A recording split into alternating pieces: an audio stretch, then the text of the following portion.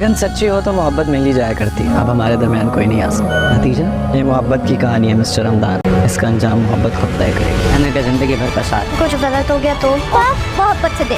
دوسرا لڑکا عثمان جیسا نہیں ہو سکتا. ہیلو فرینڈ، آخر کار رضا نے اینا کے دل میں اپنے لیے ایک سافٹ کارنر پیدا کر ہی دیا. اب اس کے دل میں بھی رضا کے لیے کچھ انکہے جذبات پیدا ہو گئے تھے، کیونکہ رضا نے جس طرح اس کی وقت پر کالج پہنچ کر مدد کی اور اس کو ریسکیو کیا تھا، وہ اس سے بہت متاثر ہوگی. حالانکہ اس وقت عثمان کو چاہیے تھا کہ وہ اس کی مدد کرتا، لیکن اس نے تو جانتے بوجھتے اس کی کوئی مدد نہیں کی. اس لیے اسے بہت افسوس ہوگا، لیکن وہ خود بھی عثمان کے لیے کوئی جذبات نہیں رکھی.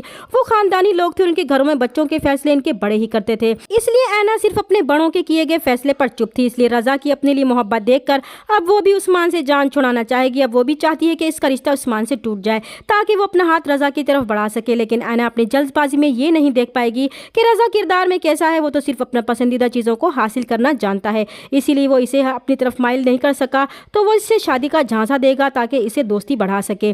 دوسری طرف اب اینا کی ماں کو بھی لگے گا کہ اینا کے لیے رضا سے اچھا رشتہ کوئی ہو ہی نہیں سکتا. وہ بھی رضا کی اینا کی مدد کرنے پر بہت خوش ہوں گی. انہیں لگے گا کہ انہوں نے جو کچھ رضا کے لیے سوچا تھا وہ غلط تھا. عثمان پر بھی بہت غصہ ہوگا، جس نے وقت پڑنے پر جس طرح پیٹ دکھائی تھی اور اینا کو بے یار و مددگار چھوڑ دیا تھا. اسی لیے وہ بھی اب چاہیں گی کہ اینا کا رشتہ عثمان کے بجائے رضا سے ہو جائے. یہی بات جب وہ اپنے شوہر سے کریں گی تو وہ انہیں صاف صاف جواب دیں گے وہ کسی رضا کو نہیں جانتے. وہ اپنے دل سے یہ خیال بھی نکال دیں کہ وہ اینا کا رشتہ عثمان کے بجائے کسی اور سے کریں گے. انہیں لگتا ہے کہ عثمان جیسا لڑکا ہے اس سے بہتر کوئی لڑکا نہیں ہو سکتا.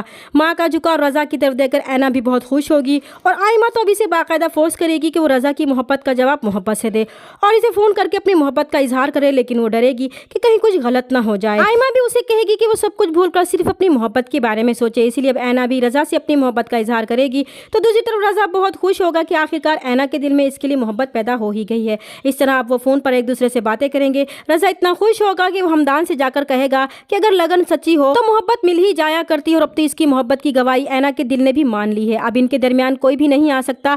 لیکن ہمدان کو اب بھی لگتا ہے کہ یہ ایک نامکمل کہانی ہے جو کبھی پوری نہیں ہوگی. اس لیے وہ رضا سے بھی کہے گا کہ اس کا اینڈ کیا ہوگا. لیکن رضا کو یقین ہے کہ وہ اپنی محبت آسانی سے پا لے گا. اس لیے وہ سمجھتا ہے کہ محبت کی کہانی اپنا انجام خود طے کرے گی اور اینا کو حاصل کرنے کے لیے تو وہ کسی بھی حد تک جا سکتا ہے. دوسری طرف عثمان کو فکر ہے کہ کہیں اس کے ماموں ماں بیٹیوں کی باتوں میں آ کر کہیں رشتہ ہی نہ ختم کر دے. اس لیے اب اس کے شیطانی دماغ میں ایک منصوبہ آئے گا کہ وہ اینا کی زندگی میں فساد برپا کرے گا اور اسے چین سے نہیں رہنے دے گا. اور یہ خواب تو وہ بچپن سے ہی دیکھ رہا تھا. وہ اینا کا رشتہ کسی بھی صورت میں رضا سے نہیں ہونے دے گا. چینل پر نئے ہیں تو پلیز چینل کو سبسکرائب کر دیں.